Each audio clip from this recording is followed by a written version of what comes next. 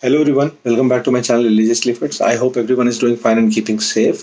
So what we'll be doing today is that I thought of making a small video of all the terms which are very important with respect to all the coming chapters in the ACE Personal Trainer Manual. So I opened the glossary of this book. I'm using fifth edition book, and I highlighted some of the terms which are very important and which are kind of different names of postures, deviation, muscle group, etc. So I highlighted them, and I just thought of discussing all those terms with you so that you get familiar with all these and you find the learning process relatively easier. Okay, so without wasting any much of our time, I'll start with the terms. So first is abduction. Okay, there are two movements involved in a body. One is abduction and one is adduction. Abduction is also called abduction and adduction is also called adduction. So whenever the movement is coming to the I'll say the definition written in the book. When the movement away from the midline of the body, it is called abduction. Okay, like the shoulders, you can see the shoulders, they are moving outward, so this is abduction. And when I'm moving my shoulder blades inside, this is called adduction. Something adding up is called adduction. ADDUCTION. Okay, so these are the two words. Okay, now okay, moving to the next term, that is anaerobic. Anaerobic is anything that is happening in the absence of oxygen. Anaerobic glycolysis, the metabolic pathway that uses glucose for energy production without requiring oxygen, sometimes referred to as lactic acid system or anaerobic glucose system. It produces lactic acid as a byproduct. So whenever we do intense and vigorous training, our body is not able to cope up with the oxygen we are taking up. So it has to function. So it functions, but in the absence of oxygen. So that is called anaerobic glycolysis. Anaerobic threshold, the point during high intensity activity when the body can no longer meet its demand for oxygen and anaerobic metabolism predominates, also called lactic threshold or first ventilatory threshold. This is a very important term, first ventilatory threshold, which is also called lactate threshold. When body, because of the absence of oxygen, the body is doing the metabolism and it is forming lactic acid as a byproduct of the glycolysis. Antagonist, there are several kinds of muscles involved in the body for responsible for the movement. One of them is called antagonist. Antagonist is a muscle that acts in opposition to the contraction produced by agonist muscle. Like I'm doing a bicep exercise. Okay, so right now I'm contracting my bicep, but what at the same time my tricep is doing is tricep is working as acting as an antagonist muscle. So this muscle is acting in opposition to the contraction produced by the agonist muscle. Agonist is the, like you can relate these terms in like agonist is hero and antagonist is a villain. So you'll be able to remember these terms. And agonist is also called a prime mover muscle, which is responsible for the primary movement of the muscle. Okay, next term is atrophy. Atrophy is a reduction in muscle size, muscle wasting basically. In other words, due to inactivity or immobilization. The people who don't work out are called people having sedentary lifestyle. So for them, this term can be related to those people because they don't work out. So the reduction in the muscle size can be seen, which is called as atrophy. Autogenic inhibition.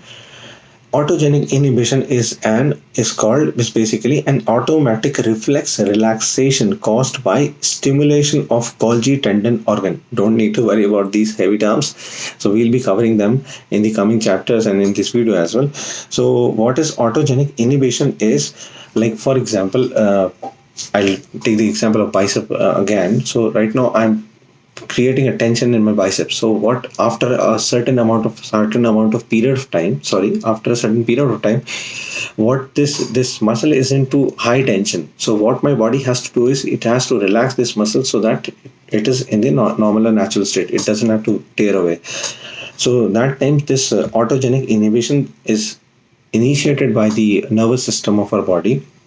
And what it does is it try to relax this. Like for example, if you hold a bottle, like a 1 liter bottle in your hand, so your muscle will get into tension with respect to time. The tension will develop. So what body nervous system has to do is they have to relax that muscle group. Otherwise, it can create a problem with that muscle. Okay, so that is called autogenic inhibition. Okay, carbohydrate. As you must be knowing, this is a simple term, but I'll say it for you. The body's preferred energy source, dietary sources include sugar, that is a simple carbohydrate, and grains, rice, potatoes, and beans, which are complex carbohydrates. Carbohydrate is stored as glucogen in the liver, as we all know it, and it's transported to the blood in the form of glucose. Okay, now the next term is cardiac output. The amount of blood pumped by the heart per minute is basically cardiac output. Okay, so I'll say the definition again. The amount of blood pumped by the heart per minute, usually expressed in liter of blood per minute. It's a very simple one. Okay, now comes the core stability. It's the important keyword. When the muscle of the trunk function in harmony to stabilize the spine and pelvis to provide a solid foundation for movement in the extremities. So I'll explain it in simpler terms. These are extremities, okay? The hands, the legs are extremities. So what core stability means is the trunk, okay? This part, the trunk. When this trunk function in harmony to stabilize the spine and pelvis. Where's the spine? In the back, okay? The backbone. And the pelvis, where's the pelvis? I'll show it to you. This is the pelvic region, okay? So all together when pelvic region and the trunk is basically stabilizing the pelvic region and the spine, so that is called core. So this entire the trunk and this abdomen area with the spine at the back, this is all together called core. Okay, next is cortisol. Cortisol is not related to this chapter. Depression. Okay, this is an important topic, important word, keyword, depression. The act of lowering a muscle or bone or the movement in an inferior or downward direction. Like right now I'm sitting straight. I'll try to sit straight first of all. And okay. So now the back, the muscle, the scapula, these the blades, the shoulder blades are called scapula. So when I'm putting this scapula in downward direction, so this is called depression. I am moving this upwards. It's elevation, elevated shoulders. These are depressed shoulders. So this is called depression. We'll be using this term a lot. Okay, now the next one is dorsiflexion. Don't be afraid of these words, but we have to understand them so that we can use them easily with our clients and for our own use. Dorsiflexion. Dorsiflexion is movement of the foot up towards the shin. Okay, so this is my foot. Okay, I'll put my foot like this. This is my shin. Okay, this bone. I'll show this bone. Okay, so when the feet is like this, put like this, and it's a normal position. And when this feet is moving towards the shin, so that is called dorsiflexion. Okay, my leg is like straight. This is my feet. It's moving towards my leg. The lower half, I'll move the phone. The lower half part of my leg, this is called shin. This part bone is called shin area. So when the feet is moving towards shin, it is called dorsiflexion. And when feet is moving away from the shin, this is called plantar flexion. Plantar flexion. Okay, now the next is eccentric. A type of isotonic muscle contraction in which the muscle lengthens against a resistance when it is stimulated sometimes. Okay, like for example, again we are doing bicep curls, and when the hand is moving in this direction, so now this muscle, bicep muscle, okay, this muscle is lengthening in size against a resistance. You are holding that rod in your hands, so that is the resistance attached to some weight. So a type of isotonic muscle, don't go on that word isotonic, I'll explain it. Muscle contraction, basically it's a kind of contraction in which the muscle lengthens against a resistance when stimulated. Sometimes it is also called negative work or negative steps. So this is positive work, this is negative work. Okay, so now elevation. The act of raising a muscle or bone or a movement in a superior or upward direction is called elevation. Like I showed, this is shoulder elevation, this is shoulder depression. Okay. Fascia. Fascia. Fascia. Strong connective tissues that perform a number of functions, including developing and isolating the muscle of the body and providing structural support and protection. I'll show a photograph, or maybe I'll tell you the page number on which you can see the fascia, the photograph or a diagram for this fascia. So our spine is like going straight downwards. So there's a small tissues coming out of the spine.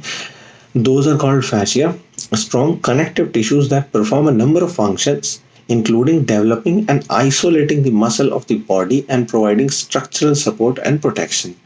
So that was the example which I gave with respect to the spine.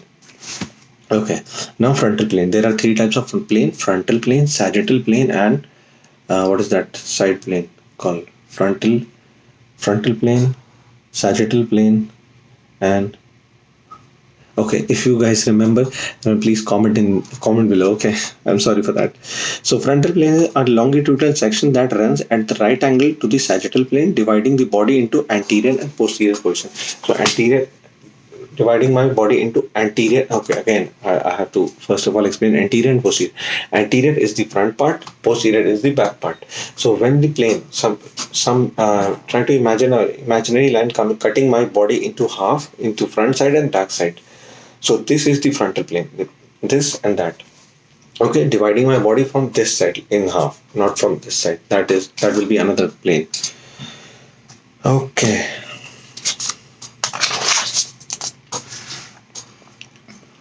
Okay, Golgi tendon organ, which we discussed some time back, which is also called GTO, a sensory organ with a tendon that, when stimulated, causes an inhibition of the entire muscle group to protect against too much force, which I said, like if I'm holding a bottle, 1 liter or 2 liter bottle in my hand for let's say 1 hour, so my hand, all these muscles, biceps, triceps, and my forearm muscle, everything will be in very much tension. So the body's natural response to it is that it has to stop. It has to stop that tension. So what it will do is a nervous system will try to inhibit that muscle and try to relax the arm.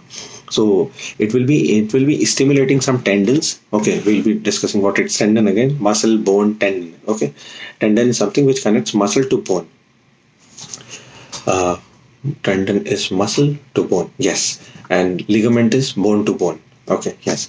So what nervous system will do is it will activate the tendon. So that tendon will, when stimulated, it will cause the entire muscle group to relax. So that is called Golgi tendon organ.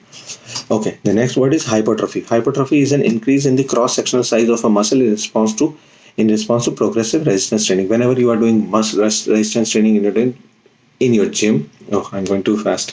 Whenever you are doing resistance training in your gym, you are putting a lot of stress on your muscle. After that, you are having a nice diet, protein-rich diet. So you are building up that muscle. That building up muscle increases the cross-sectional area. Like you can see this is area. So cross-sectional area, like if I cut this muscle into half, you will be able to see the like this is my muscle. If I cut into half, you'll be able to see this area. So this area is building up. This muscle is is building up in size. So that is called hypertrophy. Hyperventilation, a greater than normal rate of breathing that results in an abnormal loss of carbon dioxide from the blood. Dizziness may occur. So hyperventilation is like so the amount of, there has to be a balance between the intake of oxygen and the output of the whatever you are releasing, carbon dioxide. There has to be a balance in between them. When this balance is disrupted and the amount of carbon dioxide that you are exhaling is too much, then that is called hyperventilation. Okay, so the next thing is iliotibial band, which is also called IT band. This tightness in the iliotibial, first I'll explain what is IT band. A band of connective tissue that extends from iliac crest to the knee and links the gluteus maximus to the tibia. Okay, now I know you will be scared. Okay, so I'll tell you what is iliac. So this is the pelvic region. Okay, this is the crest from where you wear your pants. Okay, so this iliotibial band is starting a band of connective tissue that extends from the iliac crest. This is the crest, the points, the bone, to the knee. Okay, this will be going to the knee from right across my leg. Okay, and it will be connecting and links gluteus maximus. These are my glutes. Okay, glutes are hips. So glutes are also divided into 3 parts: gluteus maximus, minimus, and medius. So it will be connecting my gluteus maximus to my knee. Okay, the crest to the knee links gluteus maximus to the tibia. This is gluteus maximus. So this tissue is starting from here. It is connecting this gluteus maximus to my tibia, which is this bone, tibia. Okay, it is going right across my leg and connecting to this part, tibia. Okay, so this is a very important muscle group. Okay, why am I just see this not? Okay, this is a very important muscle. Like most of the people who are doing this sitting job, mostly like people like me, IT job. So these people are normally regularly they sit for 8 to 10 hours. So they face this tightness in this IT band, iliotibial band. Okay, so now come Isometric, a type of muscular contraction in which the muscle is stimulated to generate tension, but little or no joint movement occur. Isometric. Isometric is like, again, you are doing a bicep curl. Again, I'm giving the same example. So this is concentric. This is eccentric. This movement is called concentric. This movement is called eccentric. And right now I'm holding the weights on my arms and being just trying to be stable. So this right now is called isometric contraction. Okay, when there is little or no joint movement occurring, which is called isometric. Three movements: concentric, eccentric, and right now isometric. Okay, kyphosis. Kyphosis. This is excessive posterior curvature of the spine, typically seen in the thoracic region. Okay, so we'll be studying deviations in chapter 7. So this is one kind of deviation. This is my back. Okay, this is my back. So right now my back is straight, but if I move my back like this, you can see my back is rounding up. This area is rounding up. First of all, this area is called, I'm not able to my hand, that's it, but this area is called thoracic region. Okay, the both sides, this the upper part of the back is called thoracic region. So the spine runs down from the thoracic region, that is the upper half of the back, to the this region, the lumbar region. This is called lumbar region. Upper region is thoracic, the lower region is lumbar, and this is called, the spine in this area is called cervical. So when there is a like this rounding of the back is called kyphosis. I'll read the definition again. Excessive posterior. What is posterior? Back side. What is anterior? Front side. This side is anterior, that side is posterior. So excessive posterior curvature in the spine, typically seen in the thoracic region. Now you'll be able to understand. Okay. Video is 16 minutes. Okay. Lactate, a chemical derivative of lactic acid which is formed when sugar are broken down for energy without the presence of oxygen, as we discussed in anaerobic glycolysis. That lactate is formed because of the absence of oxygen. The metabolism happens and byproduct is called lactic acid. Lactate threshold, the point during the exercise of the point during the exercise of increasing intensity at which blood lactate begins to accumulate above resting levels, where lactate clearance is no longer able to keep up with lactate production. So that means right now I'm working out in the absence of oxygen. That doesn't mean that there's no oxygen in this room, that right now I'm ventilating so much that I'm not able to take up the oxygen which my body needs to do the metabolism. So what is happening? Lactic acid is being formed. So right now lactic acid is forming too much. The rate of production of lactic acid is higher than the rate of consumption. So that is called lactate threshold.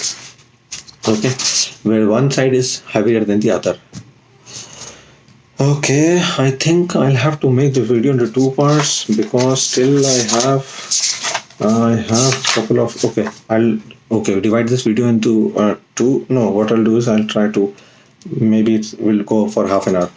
Lean body mass, the component of the body apart from fat, including muscle, bone, nervous tissue, skin, blood, and organ. Everything apart from fat is called lean body mass. That is muscle, bone, nervous tissue, skin, blood, and organs. Okay. Lordosis, like we talk about kyphosis, in which the back is rounding from the upside. When there is excessive curvature, anterior curvature of the spine, that typically occurs at lower back. Okay, like right now the back is straight. Oh, sorry, I'm not able to stabilize myself. Right now, but now, okay, you might not. Now you can see excessive curvature in the lower lumbar region. This is excessive. Like normally I'm standing like this, but this is, you can see, U-shaped curvature. So this is called lordosis. This is the second deviation of back. First is kyphosis, second is lordosis. Okay. Maximal oxygen consumption, the point at which oxygen consumption plateaus with an additional workload representing person capacity for aerobic synthesis of ATP, also called maximum aerobic capacity or maximal oxygen uptake. Whatever maximum oxygen you can take per minute per kilogram of your body mass, that is called maximum oxygen consumption. Okay, muscular endurance. You might have heard about the word endurance and strength. So endurance is the ability of a muscle or a muscle group to exert force against resistance over a sustained period of time. And what is strength? Muscular strength, the maximum force of muscle or a muscle group can exert during contraction. So right now, how much you can contract your muscle, that is your muscular strength. And for how much long intervals of time you can sustain a workload, a load, a resistance, that is called endurance. Okay. Okay, one repetition max. One repetition max. The amount of resistance that can be moved through a range of motion one time before the muscle is temporarily fatigued.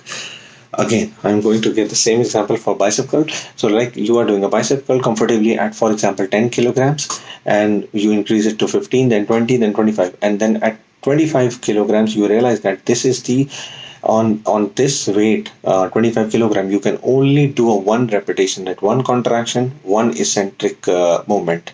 So that is called one rep max. Okay, one repetition max. OBLA, onset of blood lactate accumulation, the point in time during high intensity exercise at which the production of lactic acid exceeds the body capacity to eliminate it. After this point, oxygen is insufficient at meeting the body's demand for energy, which we just now talked a moment back, which was lactate threshold. So, which is also called onset of blood lactate accumulation, the point at which the production is exceeding threshold was balanced, but now the production is increasing, exceeds the elimination, like the body is not able to consume it, they use it or waste it or throw it out, but at the same time they're producing too much, so the balance is not there, which is called OBLA. Okay, now comes the plantar flexion. Plantar flexion, I already told you. Now you have to tell in the comment box what is plantar flexion, what is dorsiflexion. Plyometrics, high intensity movements such as jumping involving high force loading of body weight during landing phase of the movement. Okay, plyometrics. Postpartum is the period of time after childbirth. Pronation. Okay, pronation. Internal rotation of forearm causing the radius to cross diagonally over the ulna and palm. Okay, leave it. So there are two movements involved with hands and feet, which is pronation and supination. So there's like your feet are like this. If they're if they're like inclined a little bit downward, that is one deviation. And if your knees are a little bit tilted outwards, that's a different deviation. So internal is pronation and external is supination. Pronation, supination.